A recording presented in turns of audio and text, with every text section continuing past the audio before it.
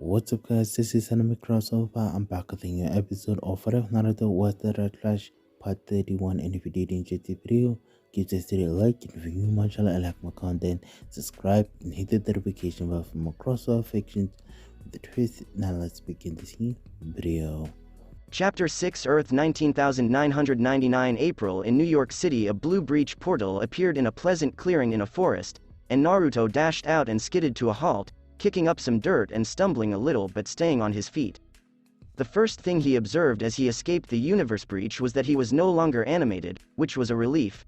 He examined his hands, legs, and feet, and after a quick mirror check on his phone to ensure that his face was still as he remembered it, he was relieved to be back to normal. For a time, the animation was entertaining, but it felt nice to be back in real action. "Oh, thank God, I'm back to normal," Naruto said, patting himself all over to make sure everything was well. That's when he realized that what he believed was a woodland was really a park.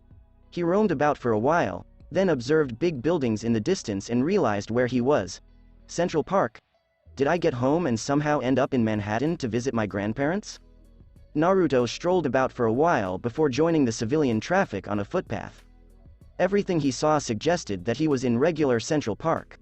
As he approached the Bethesda fountain and terrace, with its traditional angel of the water sculpture, he wondered whether this was his Earth. There were crowds of people, tourists, entertainers, and sellers as he passed a lady with black hair wearing boots, jeans, a gray tank top, a black leather jacket, and dark sunglasses. He paused when he saw her because he recognized her. He followed her gaze and saw what she was gazing at: an Asian guy in a business suit.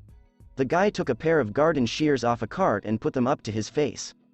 "Hey, stop, stop," yelled the lady, and Naruto realized the man was about to kill himself. Acting first and utilizing his abilities, he rushed past the lady and everyone else in the blink of an eye and a flash of lightning.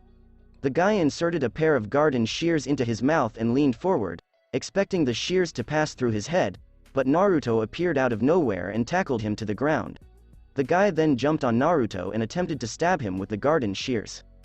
"Kilgrave told me to kill myself," he exclaimed, only for Naruto to headbutt him and then kick him into a tree, knocking him unconscious.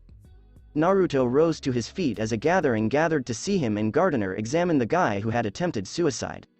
"Someone call the police. Everyone, stay back," Naruto said, and they complied while the Gardener took out his phone and dialed 911. That's when he saw the lady from earlier rifling through the man's bag, which was empty. Naruto got a nice, clear look at her and immediately recognized her as actress Kristen Ritter. He recognized her from her appearances on Breaking Bad and in films such as She's Out of My League, but her dress appeared to point to someone in particular. Jessica Jones? Hearing her name seemed to frighten her, so she dashed away and vanished in the throng, which was simple to accomplish in New York City. Police and paramedics came quickly and brought the unconscious guy into custody. They asked several inquiries, and although the majority of passers-by were unhelpful, Naruto and the Gardener were able to fill in the blanks. "So, you're the one who tackled him to the ground?" the cop inquired, taking notes in a notebook. "Yeah. I was walking through the terrace when I saw the guy grab the garden shears off the cart. He didn't look like a gardener, so I rushed over thinking he was going to attack someone when he put the shears in his mouth. I managed to tackle him before he could take his life when he attacked me. I knocked him out and kicked him into the tree," Naruto replied. "Did he say anything or give any reason for why he was doing this?" the officer pondered. "He said Kilgrave told him to kill himself. Perhaps Kilgrave is a person," Naruto speculated. "Right, and what is your name, sir?" the officer inquired. "Hideo, Nathaniel Hideo," Naruto said, as the officer took notes. Naruto had Gideon begin hacking into adjacent networks, which she was able to use to create his identity as well as enter other databases and systems, so he would soon know everything about this planet, just as on Earth 28. It was more of him double-checking his theory since he knew where he was. "Right. Thanks again, and we'll follow up if we have any more questions, but good job. You saved a life today," the officer said as he and his colleague walked away with the paramedics and the guy who was shackled on a stretcher. He hadn't awoken yet, and the paramedics' first evaluation determined he had a concussion. They'd transport him to the hospital for another evaluation before the cops questioned him. Naruto went across the park, blending in with the swarm of citizens as if nothing had occurred, and for many of them, it had.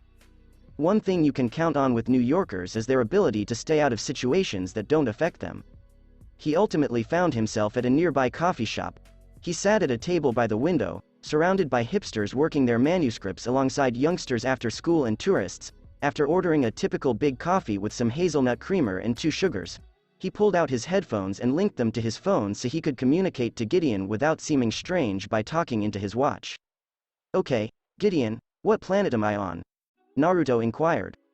"You are on Earth 199,999, which is one of the places in the multiverse that is actually the farthest from Earth 1 and the others, residing in a separate section," Gideon said. "Elaboration," Naruto said as she started to draw a rough mathematical diagram of the multiverse on his phone. Some Earths were linked together by different lines, and then another set of Earths was linked together. A few lines linked the 2 Earth groupings, but they were mostly separated. Though the multiverse is a vast encompassment of space, time, matter, energy, information, and the physical laws and constants that make them up, it follows a set of rules. Various Earths with similar makeups, histories, or other factors tend to be grouped together into what you've defined as sections. For example, Earth 1 and Earth 2 share similarities and doppelgangers, so they're grouped closer together along with other Earths that have similar qualities. Naruto mumbled, "Marvel Comics and MCU. That woman was Jessica Jones brought to life." He wasn't a huge admirer of the media, but he was well versed in it. Cisco was generally the super geek, and he was more knowledgeable about this than he was. "Well, there was an Earth where I met Sam and Dean Winchester, and Barry's doppelganger danced in a school's glee club, so anything is possible. Has future me ever been to this Earth?" "No, I have no records of any trip to this planet," she said. "Okay, how much research have you done into the history and systems of this planet?" Naruto inquired. "I have already assimilated all local private and public servers on the island of Manhattan and have used them to confirm our location as well as compile a list of relevant data," Gideon explained. "I have also taken the liberty of infiltrating certain servers in companies of interest such as Stark Industries, Avengers Tower, and the uploaded SHIELD files. Their digital defenses and firewalls were fairly well built, but nothing I couldn't get around, and I've taken the liberty of covering my tracks and providing enough digital fingerprints to cover your arrival on this planet." Naruto said, "Wow, Gideon, you are very well built and programmed. Considering you created me, that is you patting yourself on the back, that thank you," Gideon said. Naruto quickly went through the lengthy list of files, projects, and other information obtained by Gideon. She was able to get access to Stark Industries and Avengers Tower despite the fact that Tony Stark was meant to be the world's super genius, at least according to what he recalled from the many movies he saw. Gideon, on the other hand, was able to infiltrate via both networks, get a wealth of tasty information and data, and then exit while remaining undetected. Either he wasn't as brilliant as he believed he was, or Gideon resembled Skynet without the hate for humans. If it was the latter, he prayed she remained on his good side. He was browsing over the vast list of products that Stark Industries had either released to the public or were under R&D when he noticed a lot of parallels. Environmental cleanup by Stark Industries, doing it. Consumer goods manufactured by Stark Industries, doing it. Stark Industries is a medical technology company, doing it. Stark Industries holographic projection in its early phases, I've already done it. Satellite array sensor system by Stark Industries, technically, we're doing it with plans to improve it. Stark Industries weaponry and development from Accutech subsidiary, doing it. Cordo is a Stark Industries subsidiary that develops advanced firefighting and police equipment, I've already done it. Arc reactor technology developed by Stark Industries, I'm doing it, but I'm always grateful for assistance. Nanotech by Stark Industries, oh, that's interesting. I had some early alpha-level plans for this, but it looks like Stark Industries is doing the same. Let's see what they have.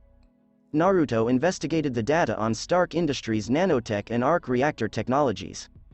He spent the most of his time in the arc reactor files since Tony Stark's concept and execution of the arc reactor technology seemed to be more advanced than his. Given that Tony had many more years to work on it than Naruto, did having more time with the technology make him smarter? It's difficult to say.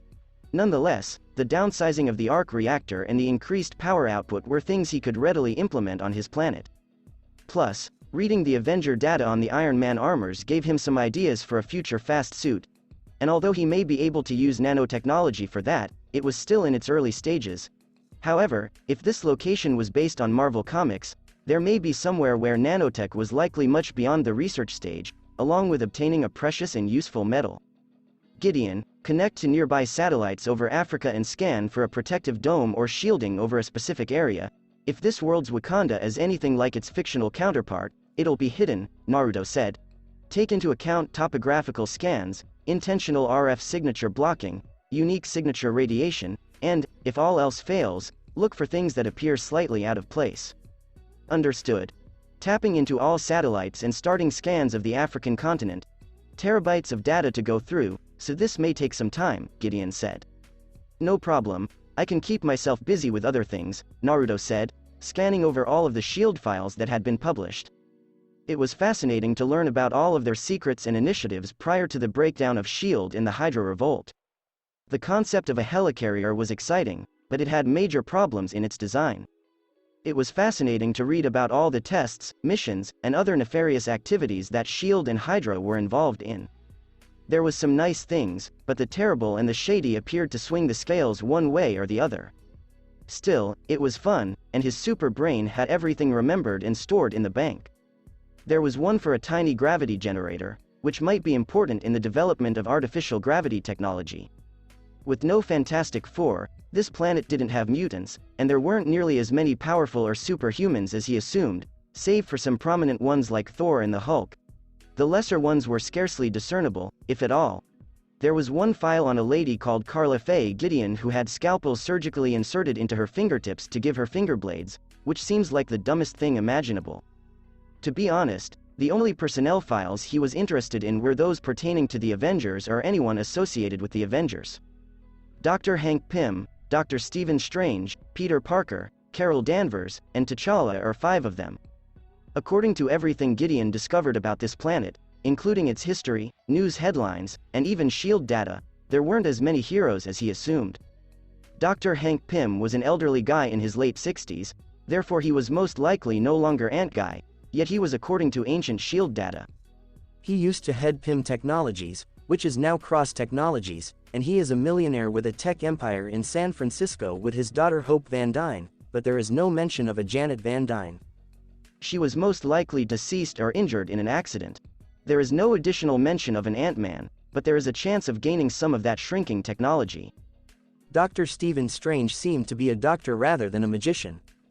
There were no Spider-Man headlines at the time, therefore Peter Parker did not be bitten and get his abilities. There was a reference of a Carol Danvers in ancient SHIELD files, but no additional mention, so he didn't know whether she was still alive, and SHIELD had very little on T'Challa and Wakanda in general, save from a brief file. They knew about vibranium but had very little of it, so they created a prototype that was stronger than steel but not as powerful as the metal. Still, it was part of Captain America's shield, and if the metal was anything like what he'd heard Cisco speak about during his regular comic book chats, he wanted it. Fortunately, SHIELD had information on someone they knew had vibranium.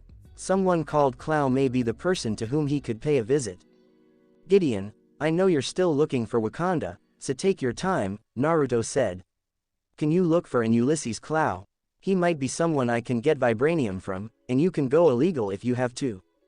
Just a second, Gideon said, diverting her search and cross-referencing the name with databases and files from SHIELD, FBI, CIA, Interpol, and even black market servers for the name or linked organization. According to SHIELD and Interpol files, Ulysses Clow is a noted black market arms trader and procurer who operates on the African coast.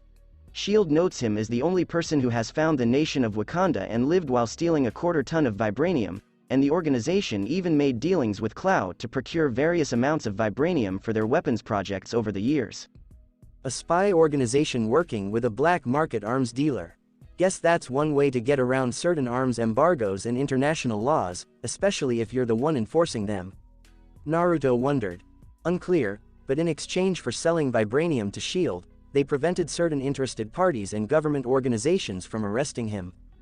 Gideon then displayed a satellite picture of the African coast around 30 miles south of Johannesburg. It was of an old ship salvage yard, and she pointed out one in particular, the Churchill. I've traced Clow's position to an old salvage yard near Johannesburg, which appears to be his base of operations and most likely where he's keeping the vibranium, based on encrypted emails and phone call records. Naruto couldn't help but grin when he saw how amazing Gideon was. She made it seem so simple.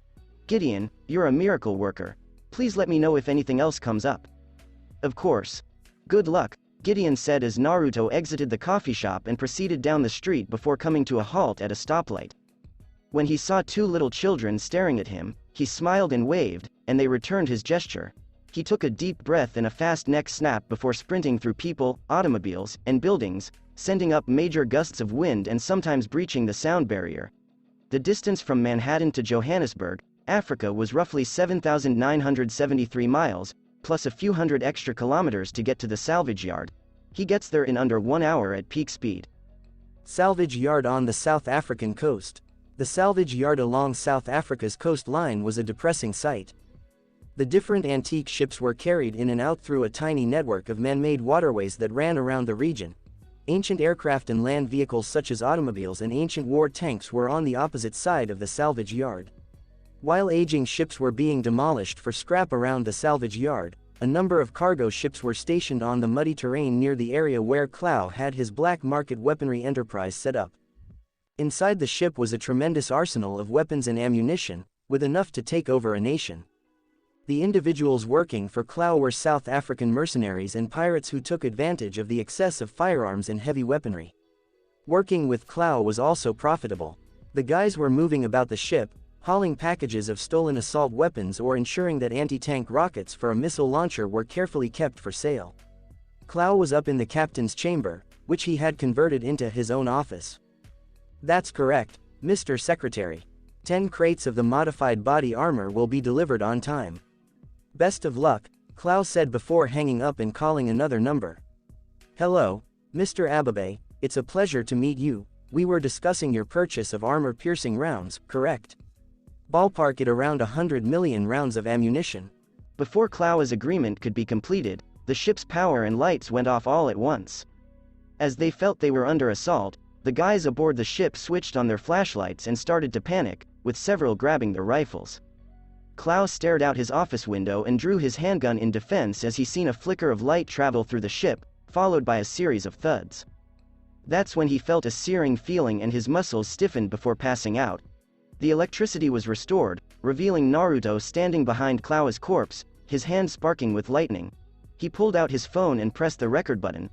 Mental note: applying a lightning charge to a subject's neck is a quick and easy way to induce unconsciousness.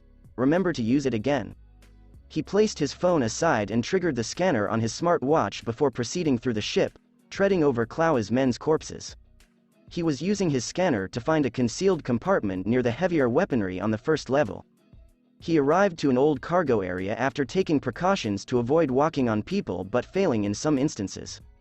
Naruto pushed through the enormous heavy door, which revealed poisonous waste barrels as well as a high-tech keypad on the side.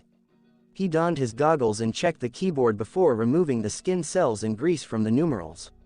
The platform containing the vibranium cores descended down after a brief second of searching through several combinations to locate the appropriate one.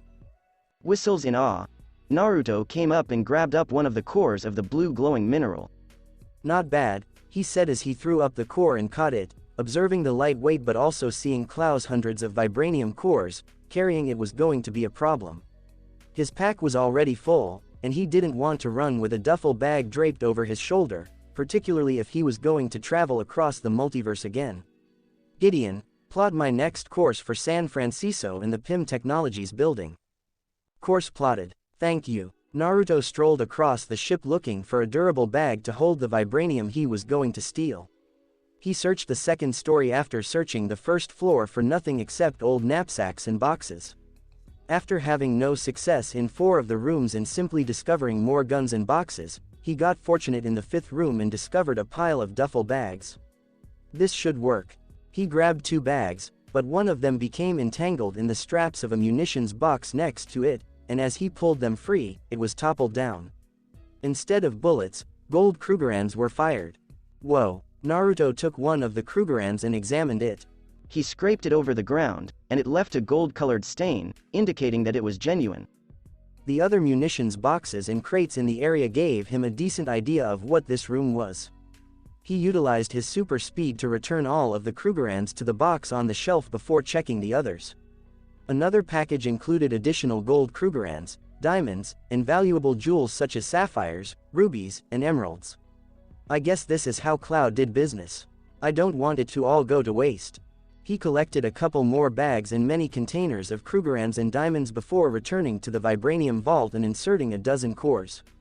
He zipped up a bag and took it up, but the metal and gold he was carrying had to weigh more than 200 pounds. Oh, shit, Naruto stumbled a little before dropping the sack and realizing his mistake. I'd like to remind you, Naruto, that while your enhanced strength is greater than that of a normal human, it isn't by much. Carrying that much vibranium, gold, and diamonds would slow you down, and several of the bags would most likely be destroyed during transport, Gideon said. As the human saying goes, choose to want less rather than have more. Ever the philosopher, Gideon, and you're right. Naruto took all of the gold and diamond containers save one, which he combined before returning the others. He combined it with the 12 vibranium cores he was carrying, and that was enough weight for him to bear without impeding his pace. Any more would either weigh him down or cause him to split apart. All right, next stop, San Francisco. Before speeding off of the ship and returning to the United States, Naruto double-checked the duffel bag's security. He sent an anonymous tip to Interpol and other authorities about Clow's activity, as well as a few viruses that would make life tough for the weapons dealer.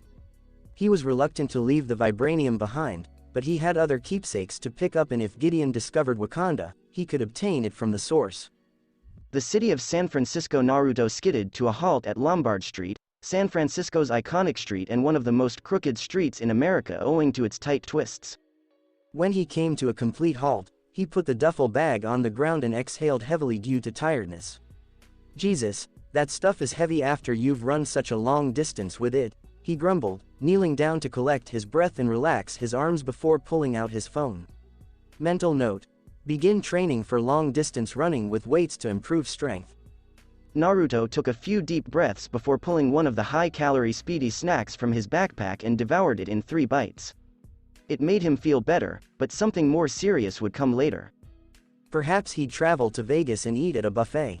He took up his bag, but hearing the jingle of cash and the clank of vibranium containers was a very clear signal that he shouldn't carry it with him. With his speed and Gideon, sneaking into a high-tech facility wasn't going to be a problem, but you didn't need the extra noise to attract unwanted attention. He decided to leave it behind, so he sped up a tall building and placed it on the top with a tracker in case it was discovered and taken. Once that, he drove straight to Cross Technologies, and once Gideon hacked into their system, he started running around the facility, looking for any signs of shrinking technology, but nothing. He ran around the building 20 times and phased into the basement, but nothing happened. Gideon, you're patched into the Cross Technologies server. Is there any mention, notice, or file on the shrinking technology? Naruto questioned, standing in an empty corridor. There is a file on the server called Project Yellowjacket, and it is a Cross Technologies next-generation battlesuit with a variety of onboard weapons and the ability to change the atomic mass of the wearer, allowing them to shrink and grow, Gideon said. The name Yellowjacket does sound familiar. Where is Project Yellowjacket? Naruto questioned. Project Yellowjacket is still in development, and based on careful examination of R&D notes and information, their shrinking process is not complete. Early inorganic matter tests are mixed, and early beta tests on organic matter are fatal. Okay, I'm not taking the knockoff form, Naruto grumbled. The original Ant-Man would be the only one who knows the formula for maintaining control of his suit and technology. Gideon, can you get me the address for a Dr. Hank Pym? In a flash, Gideon launched a rapid search and discovered the address. Address found outside of the city. Perfect. On my way, Naruto said as he hurried down the corridor and out the door, just as Hope Van Dyne rounded the corner. She glanced around and thought she heard something. Huh, weird. Naruto arrived outside Dr. Pym's house and saw that no one was there. Gideon hacked into the property's security system to make himself invisible as he moved through the house and down to the basement, where his scanner detected a lab. Naruto opened the door after Gideon entered the system and unlocked it to find a very fine lab set up in the basement, suitable for Ant-Man. There were several ant colonies put up, but there were also surveillance cameras linked to Cross Technologies and enough technology for a size-altering superhero. Not a bad setup, Naruto said as he strolled in and discovered some files on Pym particles, the formula and power source for the Ant-Man suit that enabled him to shrink and expand. Gideon, how long will Dr. Pym be gone? He's in downtown for a scientific conference. I'm tracking his phone's GPS and will notify you if he's on his way back. Thank you, Gideon, Naruto said as he sat down at the workstation and started poring through all of Dr. Pym's studies, notes, and data on Pym particles. Pym particles was a formula that changed the atomic relative distance of things, or, in layman's words, the distance between atoms, which was technically inaccurate. The size of an atom is defined by quantum physics to equal the ratio of three basic constants: electron charge, electron mass, and Planck's constant, hence altering the atomic relative distance does not occur. It modifies the amplitude of an atom's Planck's constant using the Pym field and the Pym particle formula. The Planck's constant is connected to the quantization of light and matter and is a subatomic scale constant. Therefore, by modifying the magnitude of the Planck's constant by a scale 10 times smaller than the atom's original constant, the atom's original constant becomes 100 times smaller. The same is true in reverse, thus if you increase the magnitude of Planck's touch by 10 times, the object becomes 100 times bigger. The Pym particles also evenly shrink an item while managing mass and density, such that when a human is reduced, their mass and density drop in an equivalent amount, making riding an ant considerably simpler. It's a complex science with several applications, but it was risky. Long-term particle exposure might have negative consequences since such a procedure on a live organic being without a protective gear could be harmful or lethal. The suit shielded the wearer and enabled them to shrink while also protecting their organs and brains from injury. Naruto went through all of Dr. Pym's research on the Pym particles and had Gideon do a few simulations, which took approximately an hour. Following that, he started calculating and designing a containment system that would not only securely hold the Pym particle vials he was going to borrow, but would also safely use one vial to shrink the vibranium and extra gold gems. He was scribbling some figures and measurements on a piece of paper before fleeing the home and returning around 30 seconds later with a jumble of materials obtained from a hardware shop. He disassembled a plastic pill compartment box, removing the little dividers and replaced them with new ring holders to keep the Pym particle vials in place. After creating the new case, he started insulting the interior of the box to keep the vials secure, and then laminated the exterior with the same material as the Ant-Man helmet as a safety precaution to ensure nothing untoward occurred. It took some time, but once completed, he put 5 Pym particle vials inside and secured it shut. He was taking 6 vials in total, but he kept the 6th out while working on the shrinking gadget using a torch, tablet, pneumatic actuator, regulator, and laser pointer. After carefully disassembling them and meticulously constructing the shrinking device with the pieces and placing the Pym particle vial in the middle attached to the actuator and regulator, he created the laser and flashlight components around it utilizing the tablet's circuit board and processors for its operation. Overall, the construction took another hour. He could have done it in minutes with his super speed, but he didn't want to hurry playing with the Pym particles and accidentally shrink himself like in Honey We Shrunk the Kids or whatever. However, after he was finished, the gadget resembled a flashlight but was considerably bigger, similar to a lightsaber but not the toy version of the lightsaber and more like the movie copies. It does, however, have some wires connected to a circuit and transistor board on the side, as well as a bright red light where the bulb used to be. The 6th Pym particle vial, which was blazing crimson, was fueling the shrink ray. The Pym particles really powered the Ant-Man suit, allowing it to power the shrink ray, and thankfully Dr. Pym maintained precise records on the outfit's capabilities, so he knew how to reverse the serum's polarity. That was useful because when he shrunk anything, all he had to do to return it to its original size was flick a switch and alter how tiny something was shrunk. After tightening the final bolt and ensuring that the shrinking ray didn't have any loose wires or circuit boards, it was ready for a field test.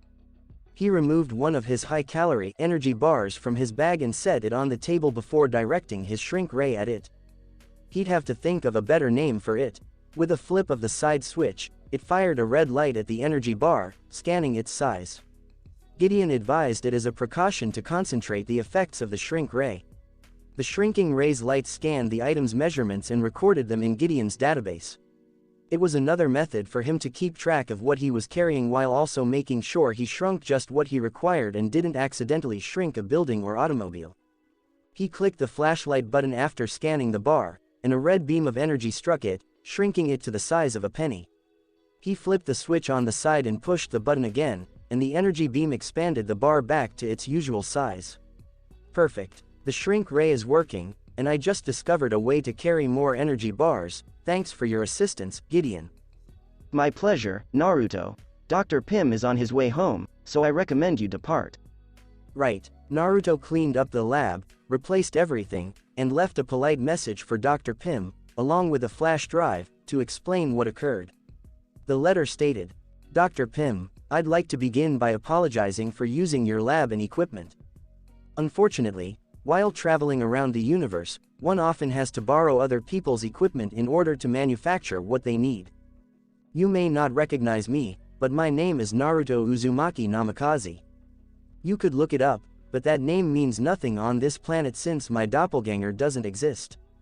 I am a metahuman speedster who is now wandering around the universe after being thrown off my Earth in an accident. I'd been traveling about over a dozen Earths until circumstances brought me here and I needed some of your Pym particles. Don't worry, I'm not a supervillain, psychotic, or a moron scientist. In fact, I'm pretty intelligent. In fact, I gave you some thoughts on how I believe you may enhance your formula and use it in new ways, and I've included my multidimensional theorem equation and multiverse map to assist show my argument. Anyway, I apologize for stealing what was rightfully yours and apologize for any inconvenience this may have caused you. If it helps, I went to Pym Technologies initially until I found out you were fired from your own firm. Daniel Cross is now working on replicating your Pym particle serum, which should pique your interest. Everything from their servers has been transferred to the flash drive. I hope this was helpful. Sorry for taking your things again, but if you ever find yourself wandering around the universe in search of home, you have to make do with what you have. Again, my apologies, and best wishes, Ant-Man.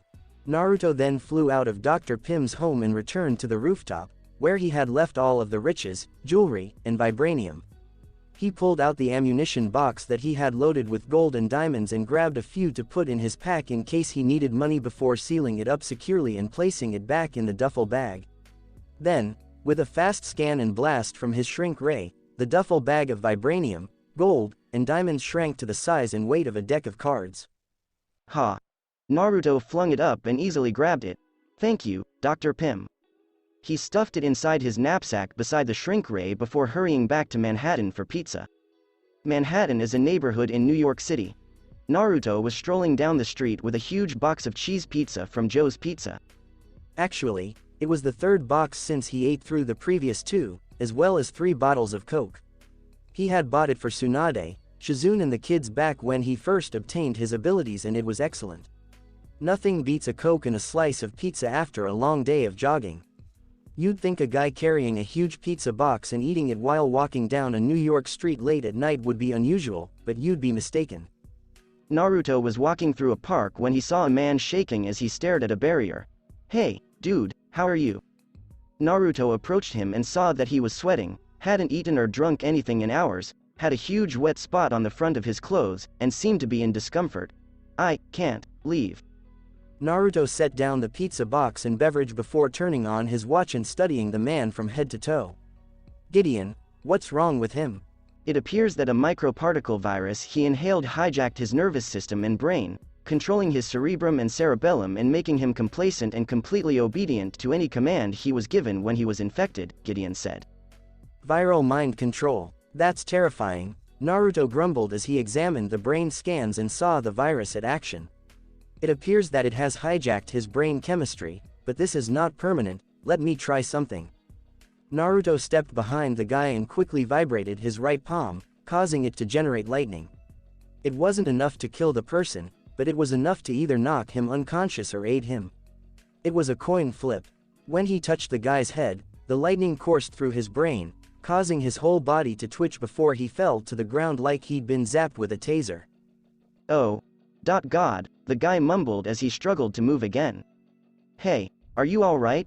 Naruto said as he assisted the man in sitting against the fence. I'm so tired, the man said, so Naruto offered him his Pepsi, which he drank as quickly as he could.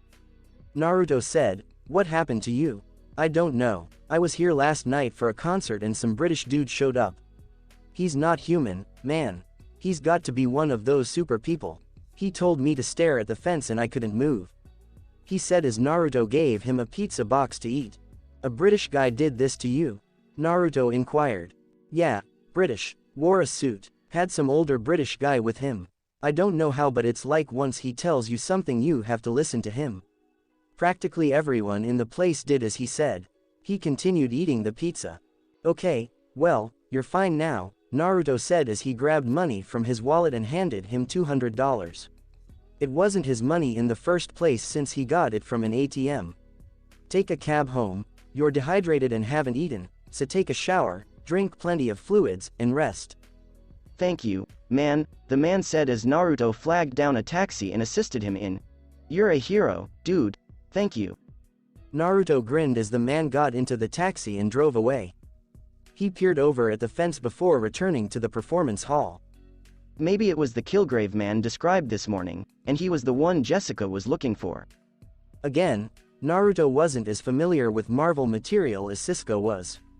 He only recognized Jessica Jones since she was on all of the advertising materials for when her show premiered, but Linda watched the show and gave him quick summaries of what transpired. Kilgrave was a jerk. He urged one individual to commit himself this morning and then forced another to look at a fence all day. He may be dangerous, so chasing him down would be a good idea, but he didn't want to be mind-dominated. Gideon, the microparticles that were hijacking the dude's brain, could they affect me? Naruto inquired. No, according to my reading. Was the dramatic pause necessary? Thought Naruto. No, just something I came up with. While the microparticles would overflow and control the brain in a normal human subject, your super speed brain chemistry, accelerated healing, and general improved homeostasis prevents your mind from being hijacked, similar to how your body was able to heal from deadly radiation on Earth-21 when a normal human would succumb to radiation sickness. Right. If I start going dark side, be prepared for the watch to emit a sonic wave, which should keep my brain and ears scrambled, Naruto said. Gideon said, one moment to calibrate, and done. Thank you, Naruto said as he strolled up to the performance venue, noting the motorbike parked out front before entering. He was going to collect some surveillance tape from the previous night in order to get a solid ID on this mind control guy and establish it was Kilgrave. Hello, New York City, says the narrator. Naruto heard someone and went inside, where he witnessed Jessica Jones fall from the sky and crash on the ground level. She was looking at someone on stage, who was wearing a purple suit and holding a microphone. You found my testing grounds all by yourself? Just follow the trail of misery. Oh, that's a good band name. Now for the real test. Stop there, Jessica Jones, he said, but she didn't listen and continued walking. God damn it, I want you to know that I forgive you for everything, and I'll tell you that every day for as long as you need to hear it.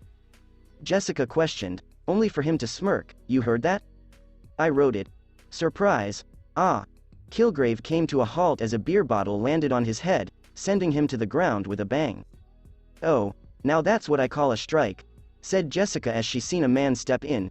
It was the same gentleman who saved the man Kilgrave ordered to kill himself in Central Park. And Naruto strikes out purple British douche with one right down the middle. The crowd goes wild. Japan 10, England 0. As Kilgrave managed to rise up, Naruto raised up his hands and mimicked, as if he was getting applause, and placed his palm over his wounded forehead. You cretin. Oh, come on, dude. You kind of deserved it from what I hear, Doctor Who. I mean, seriously. You mind control a dude to stare at a fence all day? Isn't that a little bit cruel? Naruto questioned. Oh, I'll show you how cruel you are. Kill yourself, Kilgrave said. No. Jessica moved around to defend him, but Naruto didn't move and instead yawned. Is that all you've got? Shrugged Naruto. Didn't you hear me?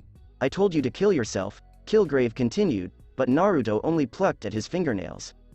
Yeah, I heard you the first time, and that's an awful thing to say to someone, Naruto said before turning to face Jessica. Isn't that awful? Yeah. She mumbled as Naruto smirked before super slamming Kilgrave in the stomach and sending him tumbling into the drum set. I give myself an 8 out of 10 for that one. Nice hit, but I was aiming for the amplifier. What do you think? Naruto said to Jessica. Who are you? Jessica inquired, only for Naruto to lift his palm and vibrate it, causing lightning to flare. When he heard Kilgrave moan in agony as he shambled out of the drum set, he informed her, someone like you. Not all of us are super strong. Naruto approached him to detain him when he was struck in the stomach, which felt like being hit by a truck. As the two sprawled on the floor, he shot through the air and collided with Jessica. Shit. Jessica murmured, looking across at Naruto, who was clutching his stomach in anguish. Crap. Naruto glanced up to see a towering African-American guy standing in front of Kilgrave, his face blank but filled with hatred. Is that you, Luke Cage? Jessica rose to her feet and responded, yeah. I think he broke a rib, or 6, he muttered in agony as Kilgrave stood up. Mr. Cage had been ordered to call me about your exploits since before he blew up his seedy little bar. The 12-hour window at that point was actually 16 hours, now it's 24. In 100 yards, Kilgrave chuckled as he blotted the blood from his brow. Did you think he was more powerful than me? With his unbreakable skin, is that why you desired him? Wow. Talk about inferiority complex. Naruto sighed as he rose to his knees. His ribs ached and breathing hurt, but he'd be well shortly. I tried so hard to avoid this, Jessica. It's not what I wanted, but you failed the test. Kill them, Kilgrave said as he walked away. Luke Cage approached them and said that he would obey the command. No, Luke, Jessica cried as she grabbed his fist and attempted to shove him back. Naruto activated his right gauntlet and grasped Cage's left ankle before tugging, but it didn't help since Cage was not only extraordinarily strong with unbreakable skin, but he also weighed a ton. Oh, crap, Naruto grumbled. Cage then kicked him in the gut, sending him flying into the bar, before hurling Jessica across the room and into a table.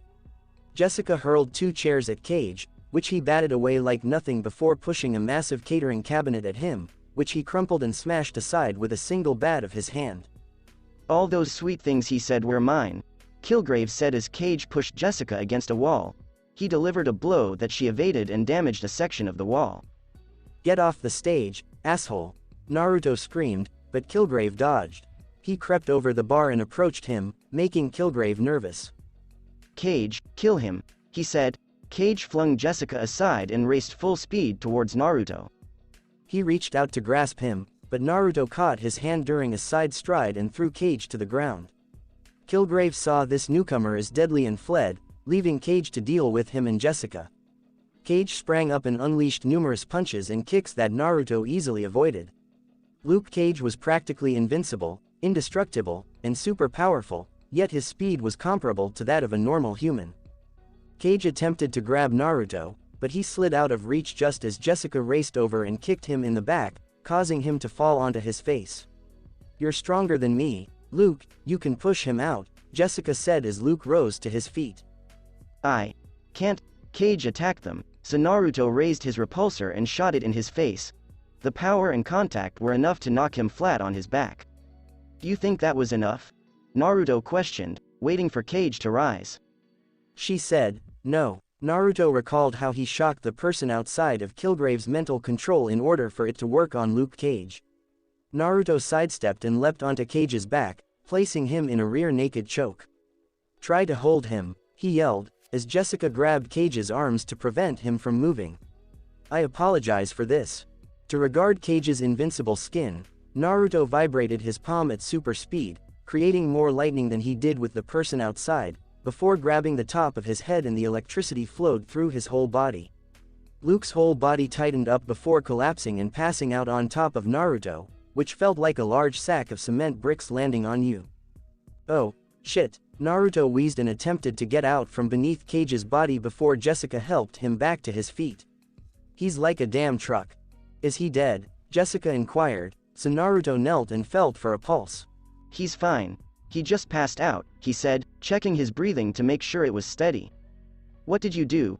Jessica pondered as she kneeled to check on him.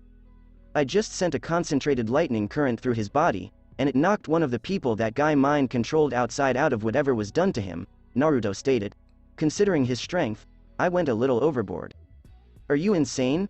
That could have killed him or put him in a coma, Jessica reprimanded him, only for Naruto to activate his watch and scan Cage's head for a brain scan. He's not in a coma. He's just knocked out, but whatever mind control Kilgrave had on him appears to be broken, Naruto said as he went up to the bar and grabbed a bottle of strong vodka. He took off the top and brought the bottle up to Cage's nose, utilizing the powerful aroma as a kind of mimic smelling salts, and it was enough to rouse him awake. Luke, Jessica shook him as he regained consciousness. Are you okay? I believe so. Luke muttered in agony as he sat up with Jessica and Naruto's assistance. His almost invulnerable skin kept him safe, and he didn't feel any pain from Jessica's struggle, but he now had a severe headache. My head hurts. That's probably my fault, Naruto said as Luke got his first decent look at the mysterious guy who assisted Jessica and freed him from Kilgrave's clutches. Who are you? Cage inquired. Just a friend and someone who is still breathing a little hard after you punched him, Naruto said, tossing the bottle of vodka to the side. I sent a concentrated electrical surge through your brain and body, removing whatever Kilgrave uses to control people, but I had to give you more because of what I saw you do. Your head is probably going to hurt for a while. When they heard police sirens approaching, Cage jumped up and remarked, small price to pay. Thanks, we really should get out of here.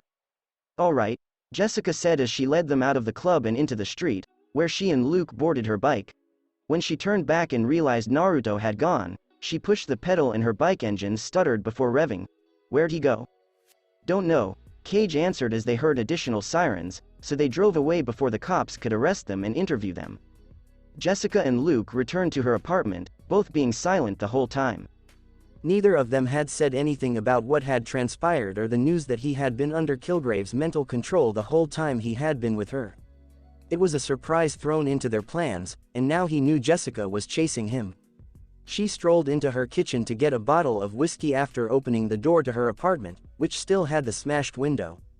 She sat at her desk and poured herself a drink of water. Jessica, it's okay, Luke, she said before approaching him and embracing him. I'm just glad you're okay. Luke wrapped his arms around her and said, I'm so sorry, I tried to stop. But I couldn't, nothing I said was true.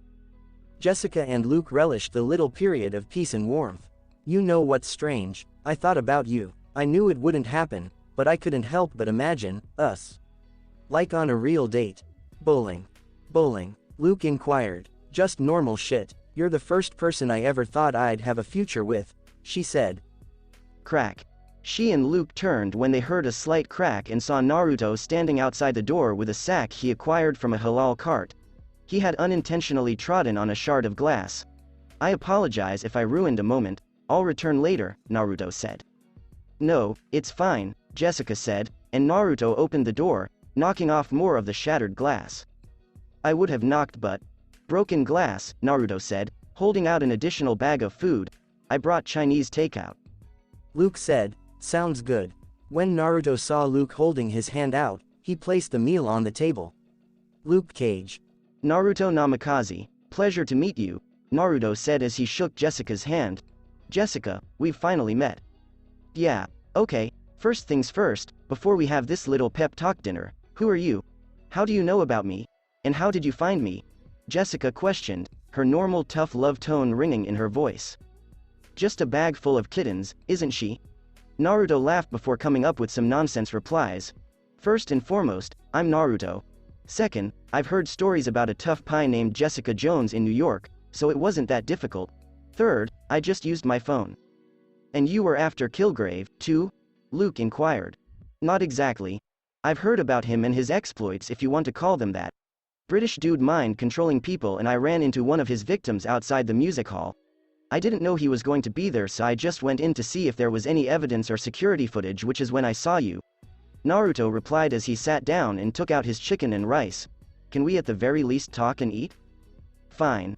I'm starving anyway, Jessica said as she sat back in her chair, and Luke did the same.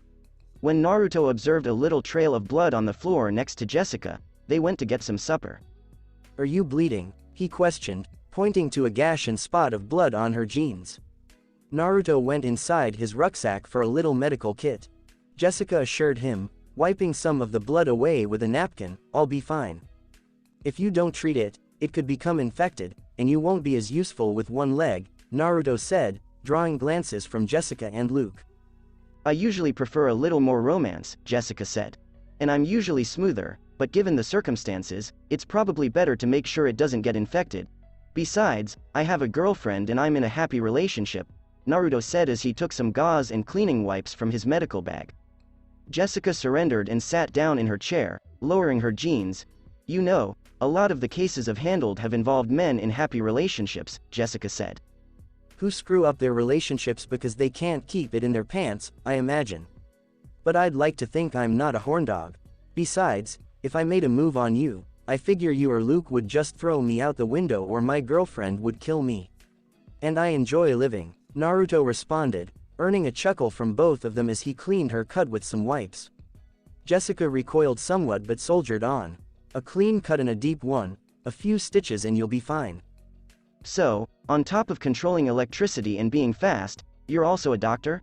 Luke inquired. And smart as well. Call me a jack of all trades. Naruto started stitching Jessica's wound, and she sipped more whiskey to relieve the agony. How's your headache, by the way? Luke said, better thanks. What I want to know is, why weren't you affected by what Kilgrave did? I heal quickly, Naruto said. Nearly 100 times faster than a normal human can on a good day. I felt a few broken ribs from when you hit me, and they healed up about 10 minutes ago. That must come in handy, Jessica said, her teeth clenched against the stitches. It does, but it has flaws. I can't get drunk, but not having hangovers is a plus, Naruto said. It sounds like a dream to me, Jessica said. Well, my healing is what keeps Kilgrave from taking over my mind. Whatever virus he emits that allows him to control people is simply healed and kicked out as soon as it enters my body. Seeing his expression when he couldn't control me was pretty funny. Naruto finished stitching and wrapped gauze around her leg. All right, you should be good. Thank you, she said, putting her trousers back up. No problem, Naruto said as he stowed his medical equipment. So, how do we put a stop to Doctor Who? We have to find him first, Jessica said, and Luke pulled out his phone, which was both dead and shattered. Damn, that just got a whole lot harder. What? Naruto thought as he sipped his water. Kilgrave had me under his mind control and had me call him with updates, Luke said. Back to square one, Jessica grumbled as Naruto took the phone. No, it's crushed, but I might be able to recover the data from it. Naruto pulled out his own phone and plugged it in before clicking a few buttons on his watch to check if the data could be recovered. Fortunately, the phone was not severely damaged, but it required a full recharge before he could access the information. Yeah, the data on the phone isn't damaged, only the screen and interface are, but I can still get everything off it, I just need to charge it. All right, Jessica said as she gave him a power wire, which he plugged in.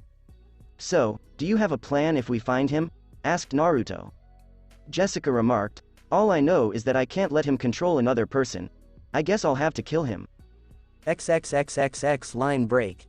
After a strange late-night supper, Naruto, Jessica, and Luke had to wait until Luke's phone finished charging before going after Kilgrave. Jessica and Luke were exhausted after their fast lunch and first discussion, so they fell asleep soon. Naruto departed to look for a hotel room, promising to return in the morning. Jessica awoke in the morning feeling a bit sleepy, but that was nothing out of the ordinary. She smiled as she saw Luke sleeping near her before getting up and dressing in a clean pair of pants and a black tank top. She emerged from her bedroom and entered the kitchen, where she saw that her whole apartment had been cleaned and repaired. There will be no more dents in the walls or cracked plaster. The roof was immaculate, with no indentations from all the times she threw up, and the property was tidy and restored. What the hell happened here? Jessica wondered as she heard a commotion coming from the door and saw Naruto repairing the shattered glass near the door as well as the latch. What exactly are you doing? I was just fixing your door and lock because I wasn't busy and it seemed like easy work, Naruto said, tightening a screw. And what about the rest of my apartment?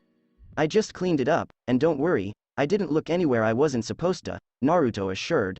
Done. Great, now I can slam the door and break it again, Jessica said as Naruto approached with several suitcases. What's that? Just some food, medicine, and stuff like that, Naruto said, examining Luke's phone before connecting Gideon to it and letting her read through the data. The data on the phone isn't too corrupted, so I should be able to extract it in a minute. Jessica opened the bags and saw a breakfast burrito, so she began eating and grabbed one of the coffees while watching Naruto work on Luke's phone. Jessica said, so, where did you come from? Far away, Naruto replied, fast scanning all of Luke's phone data and collecting it on his phone before Gideon started looking through it. You could be a little more specific. How did you get your powers? Jessica said, trying to learn as much as she could about this mysterious man. He had assisted her, but her guarded demeanor suggested that he was concealing something. I got hit by a lightning bolt and was put in a coma for 9 months. I wouldn't recommend it, Naruto said before turning to face Jessica. I see you're probing for information, which I understand given what's happened. If you want to know something, all you had to do was ask. He figured you out pretty quickly, they heard as Luke entered and sipped his coffee. Not that difficult to figure out, Naruto observed. Alright, but why are you really assisting me? Jessica inquired. Because it was the right thing to do. Really? It's that simple? Jessica questioned. You saw that Kilgrave's powers don't work on me, and I threw a beer bottle at his head, so he wants me dead, not to mention I helped one of the people he mind-controlled, and hearing what he wanted to do and his personality is enough to know that someone like him doesn't deserve to have those kinds of powers, Naruto explained. I'm not difficult to understand, I help people, that's what a hero does. You'll have to forgive my skepticism, but in my experience, when something seems too good to be true, it usually is, Jessica said. And you'd be right 9 times out of 10, but I'm the one exception. I'm comfortable with my powers, so I don't need more. I'm super smart, so I can outsmart you if I want to, and I've got nothing to gain from screwing with you other than you and Luke trying to kill me. And I don't need money because I'm kind of already set. Naruto reached into his pack and pulled out 2 small diamonds. You can have those, and I can get more. Where did you get these? Luke said, picking up one that seemed to be genuine. Naruto said, I repurposed it from a black market arms trafficker who didn't need it. So, you stole it from a weapons dealer? Jessica inquired, to which Naruto shrugged. I'd like to think of it as more of a public service, he said. I'm not a clean-cut good or an idiot. I'm here to help so you can say yes and we can take Kilgrave down together with minimal headache, or you can go solo and make it much more difficult for yourself. Jessica turned to face Luke, who just shrugged. How can I refuse when you put it like that? Did you get anything from Luke's destroyed phone? 1 second. Naruto examined his phone and saw multiple outgoing calls to Justin Bowden. He had adequate information after a fast search. Yup, all of Luke's outgoing calls are to one Justin Bowden, hedge fund manager, happily married, and with an address on the Upper East Side. Not a bad place for a mind-controlling sociopath to hold up. Alright, Jessica said as she sipped her coffee and tossed her breakfast burrito. Let's go. So you two are going up against him alone? Luke inquired. We can't involve the cops or risk him getting you again, Luke, Jessica said. Perhaps there's a way we can stop that, Naruto remarked, suggesting that they both glance at him. Kilgrave's abilities. You have to hear him for it to work, right? Yeah, being near him and listening to him is what brings you under his control, Jessica said. But if you don't hear him, then nothing happens, right? Naruto questioned, and she nodded. I believe I can devise an additional safety precaution. Can you make something that can block out Kilgrave's voice? Luke said as Naruto calculated the location of John Bowden's apartment in his brain. I'll meet you both at the address, Naruto said as he rushed out of the apartment, whipping up wind and scattering papers and napkins everywhere. That's going to get annoying real quick, Jessica said as she walked into her room to dress. She put on her jacket and Luke showered before they rode Luke's motorbike to the location. Jessica was growing impatient as they waited outside the building for approximately a minute. Where is he? He said he'd be here, so give it a few more minutes, Luke said, and Jessica laughed. Should I be jealous, Luke? New guy with super speed shows up and saves you and you get all weak in the knees, Jessica commented, to which Luke just shrugged. It also helps that he gave me a diamond, I'm a sucker for jewelry. Be careful, Luke. With his super speed, he might be too fast in the bedroom, Jessica cautioned as a burst of wind swept by her and Naruto arrived next to them. Juvenile humor, but I'll admit it's kind of funny. Luckily, my endurance is also superhuman, so that's not a problem, Naruto said before pulling out a little case containing high-tech earplugs. I apologize for being late, but I had to borrow parts for these from, let's just say, some private facilities. And by borrowing, you mean, let's move on, Naruto said, putting 2 in his ears and passing the rest to Jessica and Luke. Do you hear everything? Does that sound normal? Naruto touched his watch, and the earpieces started to emanate a faint blue glow. The second that occurred, all of New York City's excess and ambient noise vanished, and they heard nothing. It sounded as though they had suddenly lost their hearing. A cab passed by, but they couldn't hear the engine, and despite seeing a barking dog, they couldn't hear anything. Kind of jarring, isn't it? Naruto said, and they could hear him. What exactly is this? Jessica inquired. I call it sound masking, Naruto explained. The earpieces are essentially reading all excess noise that will enter your ear and then playing it back slightly out of phase so the sound waves cancel each other out and you can't hear anything, with the exception of the radio I put in the earplugs so we can talk to each other. If Kilgrave's powers are truly based on his victim's ability to hear him, this should negate that advantage and ensure that he can't control us if his powers grow stronger. Not bad, Luke said as he removed one earpiece, and the sound returned before he replaced it. At the very least, we don't have to worry about Kilgrave regaining control of Luke, Jessica replied. True, but these things kill all ambient noise, so we'll be walking in their deafness, so keep an extra eye out, Naruto told them. And try not to get thrown around. I didn't have time to make these things indestructible, so press them deep into the ear and avoid being hit. Jessica and Luke pushed the earpieces farther into their ears before entering the building and ascending the elevator. They strolled down the hall to the flat, where they saw the door was slightly ajar. They came to a halt, and Naruto activated one of his gauntlets and the blade before checking the sensor on his watch, which detected 2 heat signatures. He motioned for them to nod as he cautiously opened the door and came in, followed by Jessica and Luke. Naruto saw a dead corpse on the floor, with a syringe and a bottle of drain cleaner. He examined the corpse, but there was no pulse and he was cold, indicating that he had been dead for some time. Kilgrave must have directed the man to commit suicide with a syringe of drain cleaner. They stepped in and noticed that the kitchen and living room were a shambles, with blood streaks all over the place from an old guy on the floor.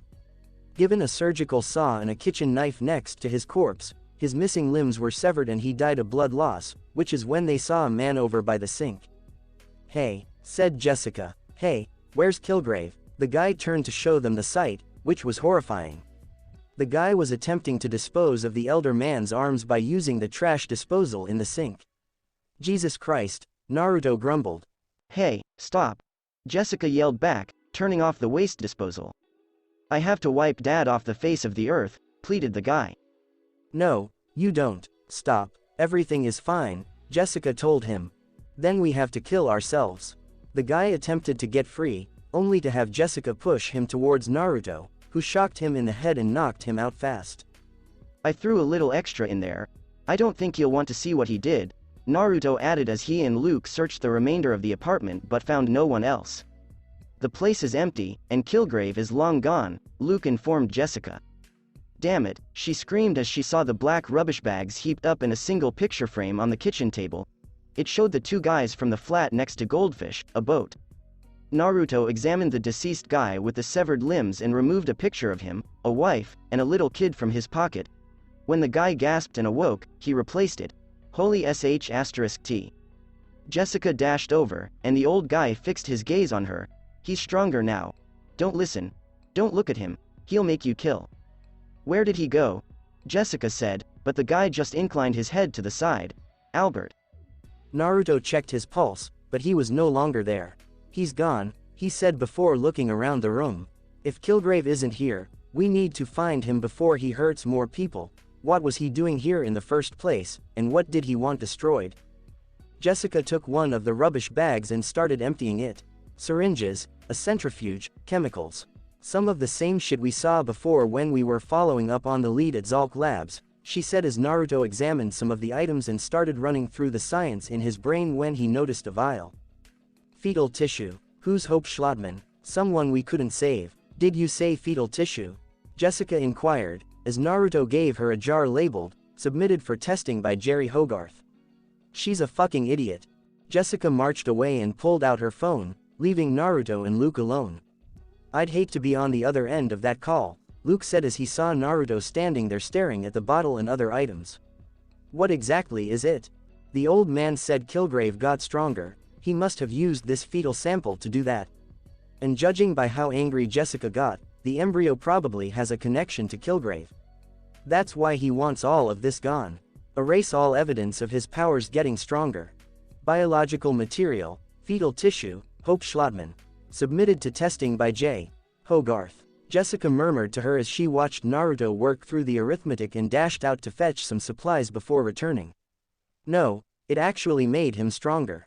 I don't know what else I can do to make amends for my mistakes. I've bled for them, I've lost everything I care about. Pam is facing murder charges, and she won't see me, and my partners are forcing me out, Jerry Hogarth said. Don't let them, Jessica said as she saw Naruto take some of his blood to start creating something. You are who you are. A sack of dark oozing shit in an expensive suit. Which makes you the best shark in town, and you're going to represent Justin Bowden pro bono. He's another one of Kilgrave's victims. He's gonna be charged with murder. Keep him safe. I'll text you the info, and this does not make us square. But doing something good helps with the self-loathing. Trust me. After that, Jessica hung up and saw Luke watching Naruto work on something. You should go into therapy. I think a lot of people would benefit from it, Naruto joked, quickly shaking a vial filled with different liquids until they merged into an orange glowing liquid. Bite me. What's with the science lab setup? Jessica inquired. Naruto believes he can create something that will stop Kilgrave, Luke stated. Like a cure, Jessica speculated. Perhaps, Naruto responded, his gaze fixed on the orange blazing liquid. Given how thorough Kilgrave had them be in getting rid of evidence, I don't have much to go on other than what I've been able to scan of his powers, but I think I synthesized something that might be able to stop him by combining that with what I know, traces of what we have, and our experiences with Kilgrave. You used your blood, didn't you? Jessica wondered. Yeah, because of my accelerated healing, I have a natural immunity to his powers. My body essentially heals and kills whatever Kilgrave's body does when he uses his powers. I used my blood as a base, and combining that with everything else might have made a cure, Naruto revealed. Might, Jessica speculated. I don't have the right setup or equipment to fully test this, but if I did the math correctly, which I always do, there is a 50% chance this stops Kilgrave's powers for good, Naruto said. And what about the other 50%? Luke had to inquire. My blood isn't compatible with normal blood. Its general genetic makeup is different, combined with the accelerated activity of the cells. The other 50% chance is that the accelerated blood leads to an increase in red blood cell production and respiratory activity, followed by musculature rigor mortis and possible brain hemorrhaging before eventually overactivity of the heart, giving him a heart attack and killing him, Naruto said with a no-nonsense tone given the gravidity. I know you said you had to kill Kilgrave, and after what I've seen him do, there's no doubt in my mind that he's a bad person, but this could be the end of the matter. So, instead of killing him with my bare hands, we'll poison him, Jessica stated. Or it could cure him and he'd spend the rest of his days in jail, feeling completely powerless and pathetic. A quick death or the rest of his life knowing that he can never hurt someone and the only thing that made him special is gone. Naruto offered, inserting a needle into the liquid. With his personality in mind, seeing him break down at losing his powers and ability to control people must seem appealing. Jessica acknowledged, a little bit. Whether we cure or kill him, it doesn't matter until we find him, and I think I know where he is. Jessica displayed the photograph of the yacht. Goldfish. That's a strange name for a boat, Luke confessed. Jessica added, it's docked at the Hudson Ferry Terminal, and I found the bills. He must be feeling confident. It's a trap. With his increased power, he could have a swarm of people and even police, Luke said. And we're three superpowered idiots who want to do some good, Jessica observed. She's got a point, and we know it's a trap, so we can make it work on our terms, Naruto offered, and Jessica smiled. After a few hours, the sun had fallen, and the Hudson Ferry Terminal was deserted, with no sign of life. Jessica entered the terminal with her hood up and her eyes downward. Kilgrave followed her inside the building from the rear door so he could watch her. And here we are for the final round, he commented, but she said nothing and continued walking. Too scared to look me in the eyes. Please present arms. 10 police officers encircled Jessica with their rifles drawn from the rear and the steps. Just in case Dad's potion doesn't work, Jessica continued to walk as the cops drew their rifles on her. Jessica, I demand that you show me your face. Kilgrave's speech was drowned out as the fire alarm went off. Jessica then removed her hood, revealing herself to be her adoptive sister Trish. She wore high-tech earpieces that blocked out all sounds and kept her gaze fixed on the ground. Oh, for God's sake, it's Patsy! Kilgrave exclaimed as Trish was swept away by something moving at breakneck speed. Then something traveling at breakneck speed collided with all of the policemen, sending them flying across the room. Jessica suddenly emerged on the balcony and jumped to the ground level, where she stared angrily at Kilgrave.